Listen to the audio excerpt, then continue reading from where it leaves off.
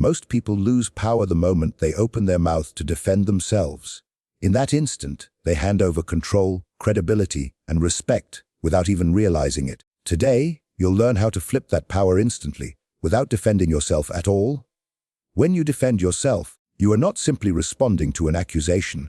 You are stepping into a trap that instantly lowers your standing. In that moment, you acknowledge that the other person has the right to question you, to judge you, to decide whether you are guilty or innocent.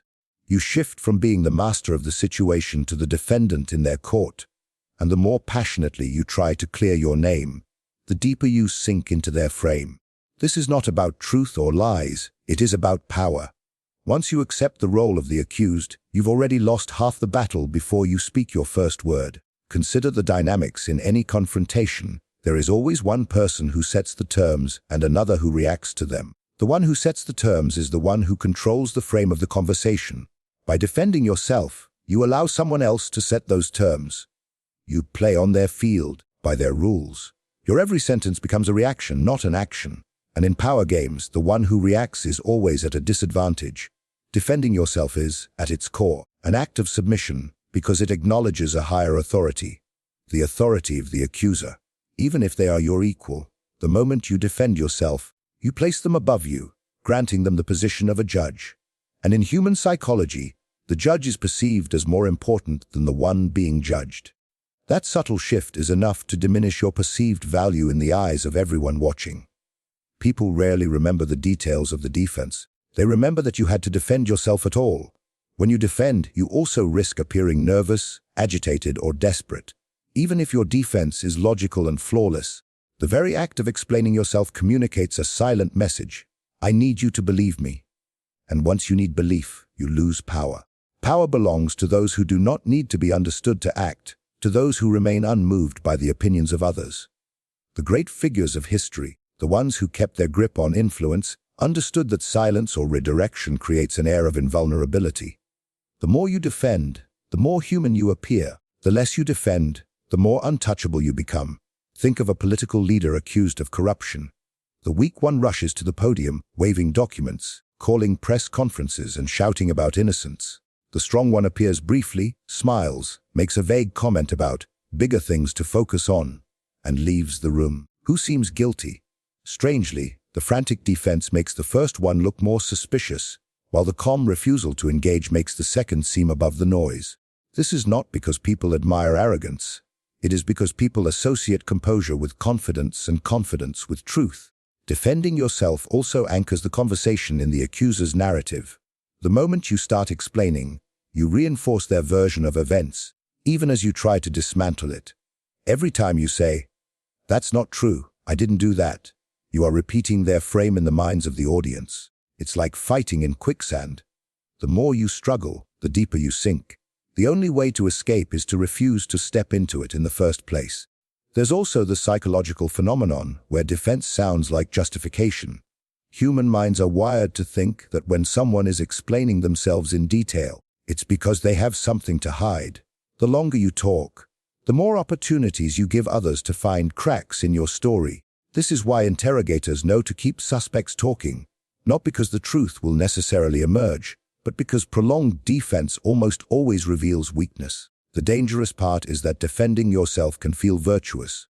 We are trained from childhood to clear misunderstandings, to tell our side of the story, to stand up for ourselves. But in the arena of influence, these instincts can be fatal. The truth often matters less than the perception of strength. And when you defend, you automatically signal that your position is under threat and that you feel the need to protect it. That alone can make others believe the accusation has merit. If you refuse to defend, however, you force others to make a choice: either drop the accusation or escalate it without your cooperation. Both options work in your favor. Dropping it makes the accuser look weak or unsure. Escalating it without you makes them look obsessed, desperate, and possibly unbalanced. In either case, you remain above the fray, untouched by the drama swirling below. This is not about ignoring reality or avoiding responsibility. It's about refusing to hand over the psychological high ground. The person who holds that ground dictates the tone, the pace, and the focus of the interaction. By defending yourself, you walk down from that high ground into the mud, where the other person is already waiting for you. They know the terrain, and you will be fighting on their terms. You may even win the factual argument, but you will lose the power dynamic. And that loss is often more damaging than any admission of guilt could ever be. The discipline to never defend yourself comes from understanding that perception is shaped not by the details of your words, but by the posture you hold. The one who refuses to defend does not appear evasive. They appear unshaken. People may whisper or speculate, but they will also wonder why you aren't bothered. And in that wondering, you gain something priceless, the upper hand in their minds. In any interaction where accusations, challenges, or attempts to undermine you arise, the real battle is not over facts. It is over the frame. The frame is the invisible set of assumptions, definitions, and unspoken rules that determine how the situation is perceived. Whoever controls the frame controls the reality of the exchange. This means it is not the loudest, the most logical, or even the most truthful person who wins. It is the one who defines what the conversation is about and how it is viewed. When someone accuses you, they are not just throwing words at you. They are trying to impose a frame. If they say, "You're irresponsible," the frame is, "We are here to discuss whether or not you are responsible." If you rush to prove your responsibility, you have accepted their frame. You may succeed in arguing your point, but you have already surrendered the more important ground, the authority to define what matters. Your very response confirms that their definition of the situation is valid. This is how people lose power without realizing it. They fight the details while forfeiting control over the bigger picture. To control the frame, you must refuse to engage on their terms. You do not meet accusations head-on, you sidestep them and redirect attention to a different reality, one that places you in the dominant position. This does not mean avoiding the issue out of fear. It means shifting the context so that you become the one asking the questions, making the judgments, and deciding the agenda. A courtroom is decided before it begins by which side gets to set the narrative. Life works the same way. A person who masters the frame never appears to be defending themselves. They appear to be leading the conversation somewhere else entirely. Suppose someone says, "You're late again, you don't take this seriously." If you respond, "No, I do take it seriously, but there was traffic," you've accepted the frame that seriousness is measured by punctuality and that you are on trial for it. But if you respond with, "We should talk about why these meetings are losing momentum and how we can get better results," you instantly shift the frame from your lateness to their effectiveness. Now you are not the one under scrutiny. They are. Controlling the frame requires a mindset shift. You are never simply answering. You are redefining the situation. Even if you address their point briefly, you must immediately move the focus elsewhere. The shift does not have to be aggressive. It can be subtle. Politicians do this masterfully. When asked a pointed question, they answer in a way that pivots to a topic they want to highlight, no matter how unrelated it seems. The public remembers the frame they set, not the question they dodged. When you control the frame, you also control the emotional tone. If the other person wants the interaction to be tense, accusatory, and defensive, but you speak with calm authority about a completely different matter, you break the emotional momentum they were trying to create. This unsettles them, because conflict thrives when both sides play the same emotional game. By refusing to match their tone, you signal that you operate in a different realm, one where they do not dictate the rules. Another powerful aspect of frame control is that it forces the other party to either follow your lead or risk looking irrelevant. If you shift the conversation to your chosen topic, and they insist on dragging it back to their accusation, they begin to appear repetitive, petty, or obsessed. The audience, whether it's a crowd, a team, or even just bystanders, starts to feel that the accuser is stuck in the past while you are focused on bigger, more important matters. This perception is far more valuable than any direct rebuttal you could give. Frame control also protects you from the trap of endless justification. Once you begin defending yourself, the other person can always introduce new doubts, fresh accusations, and additional demands for explanation. This is a bottomless pit designed to exhaust you. But if you never accept the premise, there is nothing for you to justify. You do not close doors by proving points. You close them by refusing to enter rooms you didn't choose.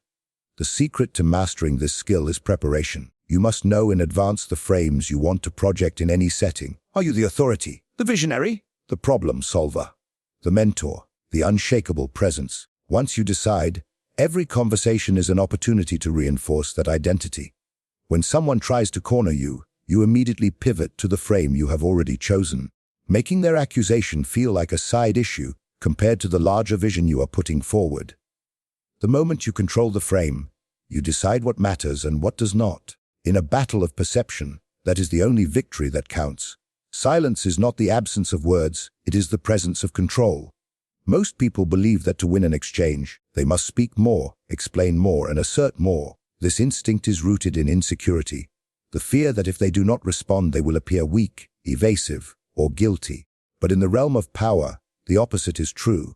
The one who speaks less often commands more authority, and the one who can remain silent under pressure projects a level of confidence that words can never match. When someone accuses you, they are not simply seeking an answer. They are trying to provoke a reaction. They want to see if you will break composure, if you will rush to justify yourself, if you will reveal uncertainty. Every second you speak in your own defense gives them material to work with. But when you meet their accusation with silence, you deny them everything they want. You refuse to play their game, and in doing so, you force them into a position of discomfort. Humans are far more unsettled by stillness than by noise. Silence has a psychological weight. When you say nothing, you create a vacuum that the other person feels compelled to fill. They begin talking more, repeating themselves, over-explaining, and often revealing more than they intended. The longer you remain silent, the more they feel the pressure to justify themselves. And in that reversal, the accuser becomes the defendant without even realizing it. You have shifted the burden without lifting a finger. Silence also allows you to project an aura of mystery. The less you reveal, the more people speculate, and speculation is almost always more powerful than explanation. If you defend yourself, people know exactly where you stand, and they can decide whether they believe you. If you remain silent, they are left guessing. That uncertainty keeps you in their thoughts far longer than any argument could. It also keeps them cautious. People fear what they cannot predict. There is another dimension to silence. It is a demonstration of self-possession. In a heated moment, most people speak without thinking, blurting out emotions they later regret. To remain silent under fire shows that you are not controlled by impulse. You are not easily rattled, and you do not need to react just because someone demands that you do. This makes you appear as someone who operates on a higher plane, someone whose time and words are too valuable to waste on petty accusations. In strategic terms, silence denies your opponent ammunition. Words can be twisted, misquoted, taken out of context, or used against you later. Silence gives them nothing.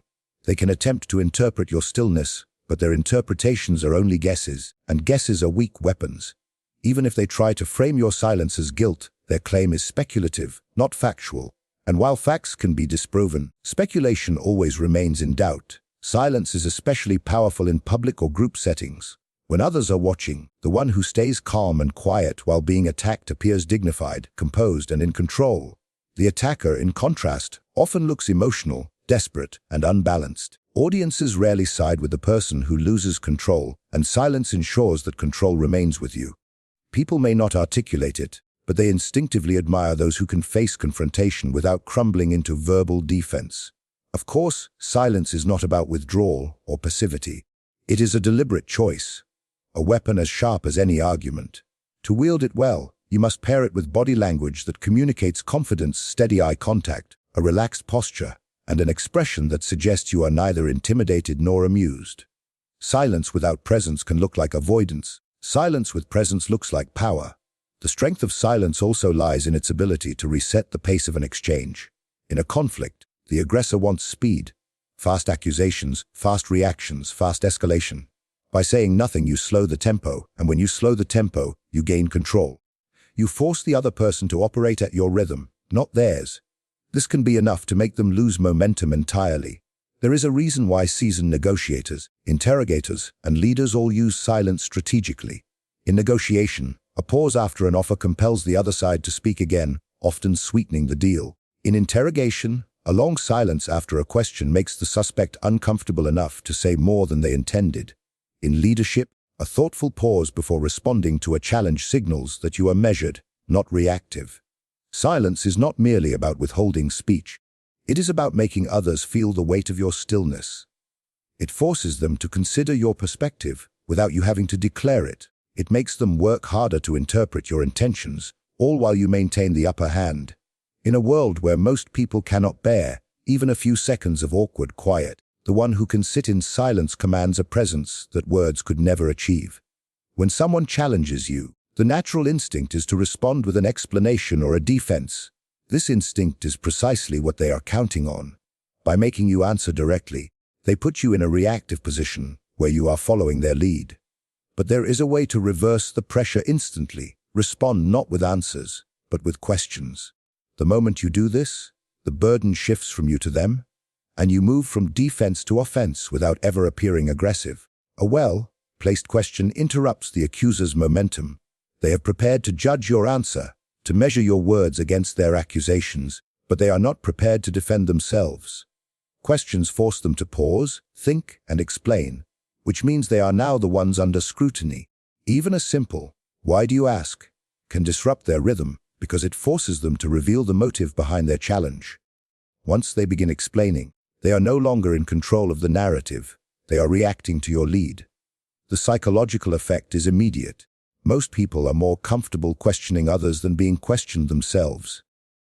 When you turn the focus back on them, you activate their own sense of self-awareness and even vulnerability. They start weighing their words, trying to avoid traps they imagine you might set. This is the same tactic used by skilled interviewers and interrogators. Keep the other person talking, not to understand them, but to make them expose themselves.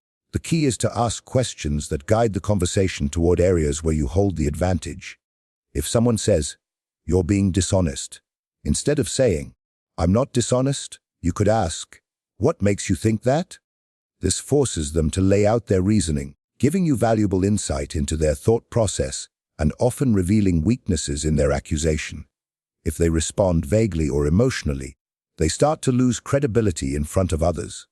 The brilliance of countering with a question is that it appears reasonable on the surface.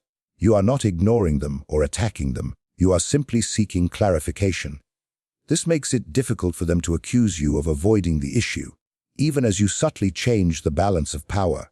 Each question you ask pulls them deeper into a position where they must justify themselves while you remain calm and in control. Questions also allow you to steer the direction of the conversation. Every answer they give can lead to another question, and each question can shift the topic further away from their original accusation. Over time, the discussion stops being about your supposed wrongdoing and starts being about their perspective, their evidence, their assumptions. By the end, they may find themselves defending their own behavior without realizing how the ground shifted beneath them. In public situations, this tactic becomes even more potent. When you respond to an accusation with a question, the audience sees you as composed and curious, not flustered or defensive. The accuser, however, risks looking unprepared or overly emotional if they cannot answer you with clarity. People naturally side with the person who seems to be calmly gathering information, rather than the one who seems desperate to make a point. It is important, however, that your tone when asking these questions remains measured and unthreatening. If you sound sarcastic or mocking, you invite hostility and make it easier for the other person to paint you as evasive. The power of this approach lies in its subtlety. You are not openly challenging them, but guiding them into a position where they challenge themselves. Even a series of small, gentle questions can dismantle a strong accusation. Questions like, "What do you mean exactly?" Or "Can you give me an example?" Force specificity, and specificity is dangerous for anyone who is bluffing or exaggerating. Vague accusations thrive in ambiguity. They lose force when forced into precise terms. The more specific they become, the more they reveal inconsistencies, and the more those inconsistencies weaken their position. The beauty of countering with questions is that it not only protects you from the trap of defending yourself, but it also allows you to gather intelligence. Every answer they give is a piece of information you can use later. You learn their priorities, their biases, and even their emotional triggers. In the long game of influence, these are weapons far more valuable than any single rebuttal. Ultimately, asking the right question at the right time does more than flip the power dynamic. It makes the other person do your work for you. They are the ones speaking, explaining, and exposing themselves while you remain composed, observant, and in control of the frame. Over time, the habit of countering with questions becomes a shield that not only deflects attacks, but turns them into opportunities to strengthen your position. When someone throws an accusation at you, most people see it as a threat, something to avoid, disprove, or escape from. But in the realm of power, threats can be turned into opportunities. The skill lies in taking what was meant to weaken you and twisting it so that it highlights a strength. By doing this, you not only neutralize the attack, you gain from it, leaving your opponent frustrated and disarmed. Turning an accusation into an advantage begins with detachment. If you take the words personally, your emotions will push you toward defense or retaliation. Both responses play into your attacker's hands because they keep you inside their frame. Instead, you must see the accusation as raw material, something you can reshape into whatever serves your purpose. You are not here to deny it, you are here to redefine it. Consider a leader accused of being too controlling. The defensive response would be to insist, "I'm not controlling, I just care about details." But the strategic response reframes it entirely. "Of course I'm involved in every detail. That's why things get done right." Now the supposed flaw becomes evidence of competence and commitment. The accuser's words are not just deflected, they are absorbed and transformed into ammunition for your own image. This technique works because perception is fluid. People rarely have fixed opinions about traits. What they admire in one person they might criticize in another, depending on context. By linking the accusation to a positive quality, you rewire the audience's interpretation. Aggression becomes decisiveness. Stubbornness becomes loyalty to principles. Arrogance becomes confidence. Coldness becomes objectivity. The accusation doesn't disappear, it changes shape. It is also a demonstration of dominance. When you take what was meant as an insult and wear it as a badge of honor, you signal that you are unshaken and in control. The attacker expects you to recoil, but you lean in. This reversal unsettles them because it removes their power to define you. They aim to put you on the defensive, but instead, you've taken their weapon and claimed it as your own. History is filled with figures who have mastered this art. A general accused of being ruthless responds by pointing to the victories that ruthlessness achieved.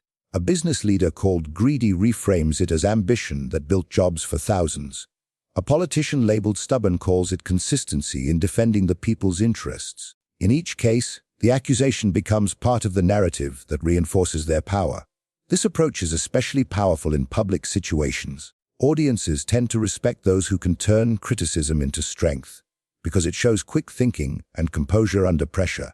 They are not watching for the truth of the accusation, they are watching for signs of weakness or strength. If you seem wounded, they believe the attack had merit. If you seem unfazed and even proud of the quality in question, they see you as untouchable. The process requires confidence, but also creativity. You must be able to instantly connect the accusation to a benefit that is either obvious or can be made believable. The more convincingly you link the two, the faster you dissolve the sting of the attack. The audience stops seeing you through the accuser's lens and starts seeing the accusation as a compliment in disguise. There is also a deeper psychological effect. When you flip an accusation, you force your attacker into a corner. If they push further, they risk making you look even better. The harder they try to highlight your flaw, the more you can reinforce your chosen interpretation of it. They begin to hesitate, realizing that continuing the attack only strengthens your position. This hesitation is itself a victory, because it means they no longer feel confident using that line of criticism against you. Even in one-on-one situations, this tactic shifts the balance. Imagine a colleague says, "You're too ambitious." A defensive denial would lead to a drawn-out argument. But if you respond, "Ambition is why I'm always finding ways to improve things here," you set a new tone. They can either agree with your reframing or push against it. But either way, you've pulled the conversation into your chosen ground. By consistently turning accusations into advantages, you cultivate a reputation for being unshakable and adaptive. People come to see you as someone who cannot be easily cornered, because no matter what is thrown at you, you can make it serve your ends. And in any contest of power, the ability to convert attacks into assets is one of the rarest and most formidable skills.